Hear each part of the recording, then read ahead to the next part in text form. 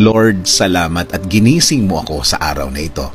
Lord, I thank you for this brand new day. Thank you for waking me up. Salamat at nagising ako, Panginoon. Maraming salamat sa napakagandang gising ko na ito. Tatanggapin ko po ito as another form of blessing. Humihingi po ako ng patawad, Lord, dahil minsan hindi ko nakikita ang kagandahan ng umaga at araw. Hindi ko nakikita ang mga bagay na ibinibigay niyo sa akin. Mga bagay na dapat maganda ang effect sa akin. Since na sa problema ako nakatingin, hindi ko po ito lahat nakikita.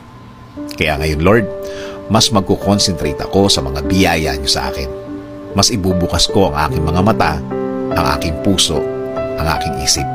Mas hahanapin ko ang kagandahan ng araw at kagandahan ng sitwasyon. Sa ganda ng mga bagay na inilalagay niyo sa aking buhay.